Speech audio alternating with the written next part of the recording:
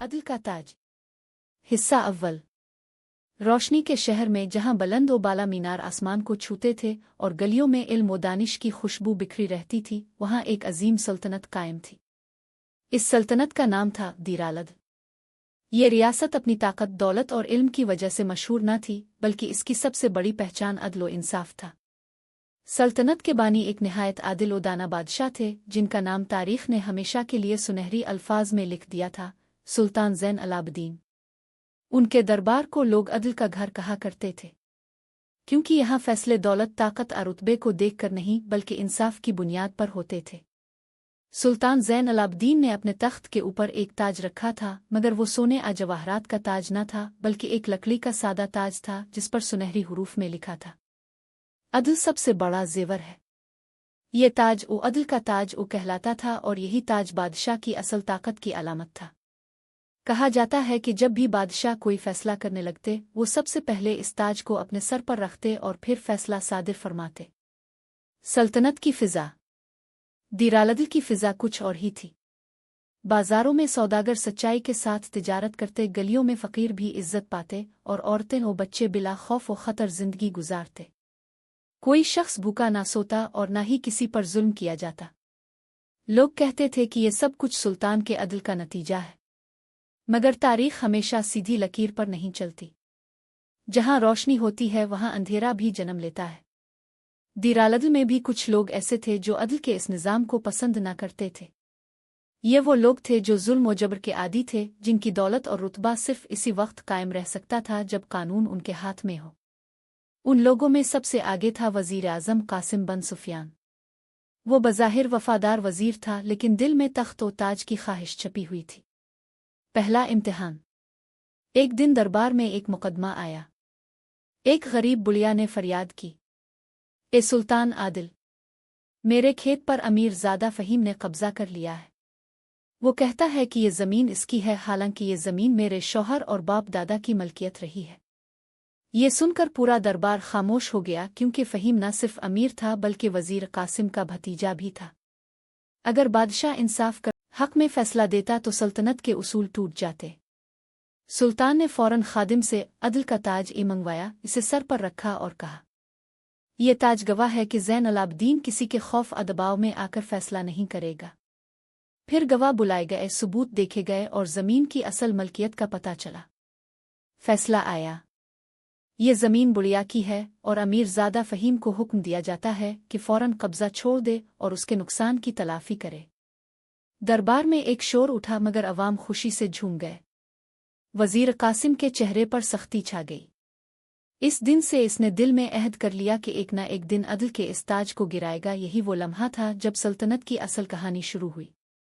एक तरफ सुल्तान ज़ैन अलाब्दीन अपने अदल के निज़ाम को कायम रखना चाहते थे, और दूसरी तरफ वज़ीर कासिम और इस जैसे लोग साजिशों के जाल बांधने लगे। अदल का ताज सिर्फ लकड़ी का एक टुकड़ा न था, बल्कि ये सल्तनत की रूह था। जो इसे संभाल कर रखता वही अवाम के दिलों पर हुकूमत करता। वज़ीर कासिम बन सुफियान इस दिन के बाद दरबार में मुस्कुराता तो ज़रूर था, मगर उसकी मुस्कुराहट के पीछे जलती हुई आग छपी होती। वो सोचता, ये बूढ़ा बादशाह कब तक इंसाफ बांटता फिरेगा? कब तक ये ताज अवाम के दिलों पर हुक्मरानी करेगा? कासिम जानता था कि अगर वो सीधे हाथ से ताज नहीं छीन सकता तो साजिश के रास्ते इख्तियार करने होंगे। चुनांचे इसने आहिस्ता आहिस्ता दरबार के कुछ कमज़ोर मिजाज उमरा और हासिदीन को अपने साथ मिला लिया। एक नया मुकदमा। चंद दिन बाद एक और मुकदमा दरबार में पेश हुआ। इस बार झगड़ा एक मशहूर ताजिर और एक मुसाफिर के दरमियान था। मुसाफिर ने कहा, ए सुल्तान आदिल, मैंने इस ताजिर के सुपुर्द अपनी मेहनत की कमाई रखी थी ताकि वो इसे मेरे लिए तिजारत में इस्तेमाल करे, मगर अब ये ताजिर सब कुछ अपना माल कहता है और मुझे देने से इनकार करता है। ताजिर सल्तनत के बड़े सौदागरों में शुमार होता था। इसने गुरूर से कहा, सुल्तान, ये शख्स झूठ बोल रहा है, इसके पास कोई सबूत नहीं। दरबार के उमरा खामोश थे, क्योंकि सबको मालूम था कि ये ताजिर वज़ीर कासिम के करीब है। अगर फैसला मुसाफिर के हक में आता तो वज़ीर के खिलाफ जाना पड़ता। सुल्तान ज़ैन अलाब्दीन ने फिर अदल का ताज मंगवाया, इसे अपने सर पर रखा और कहा, जब तक ये ताज मेरे सर पर है, इंसाफ के बगैर ज़ुबान नहीं खोलूंगा। फिर उन्होंने ताजिर और मुसाफिर दोनों को अलग अलग कमरे में भेजकर एक ही सवाल पूछा। रकम कितनी थी और कहाँ छपाई गई थी? दोनों के जवाब मुख्तलिफ निकले। मुसाफिर ने सही जगह बताई, जबकि ताजिर के जवाब में तजाद पाया गया। आखिरकार सच सामने आ गया कि ताजिर ने धोखा दिया था।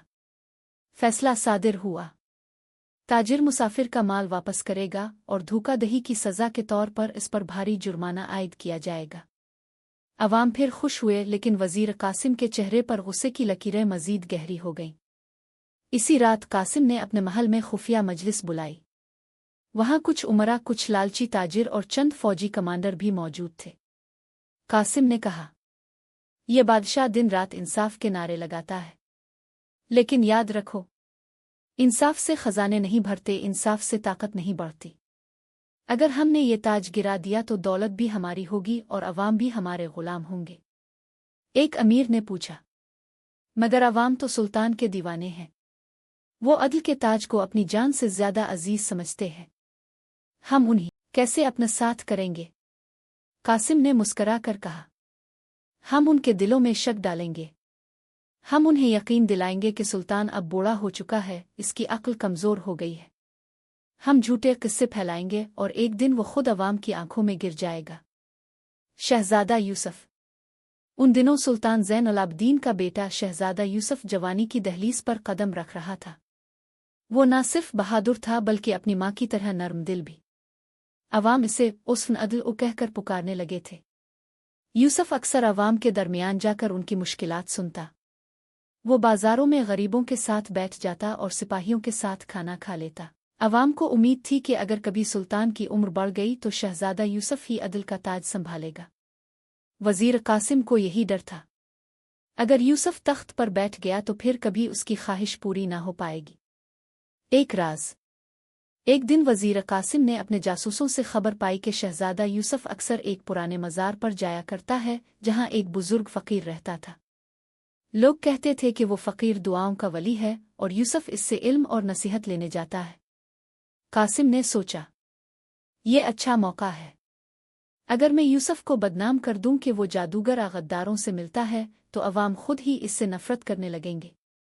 चुनांचे इसने खुफिया तौर पर अफवाहें फैलाना शुरू कर दी कि शहजादा यूसुफ एक अजनबी कुव्वत के साथ राब्ते में है और वो सल्तनत के खिलाफ साजिश कर रहा है। अवाम की बेचैनी।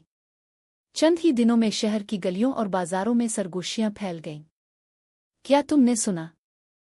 शहजादा यूसुफ किसी गरीब फकीर के पास जाता है, शायद वो कोई जादूगर हो। हाँ, हम कहते हैं वो पुराना मज़ार मनहूस है। अगर शहजादा इससे ताल्लुक़ रखता है तो सल्तनत पर खतरा है। ये सब सुनकर सुल्तान ज़ैन-उल-आबिदीन को शदीद दुख हुआ। वो जानते थे कि ये सिर्फ अफवाहें हैं, मगर अवाम के दिलों में शुकूक पैदा होना शुरू हो गए थे।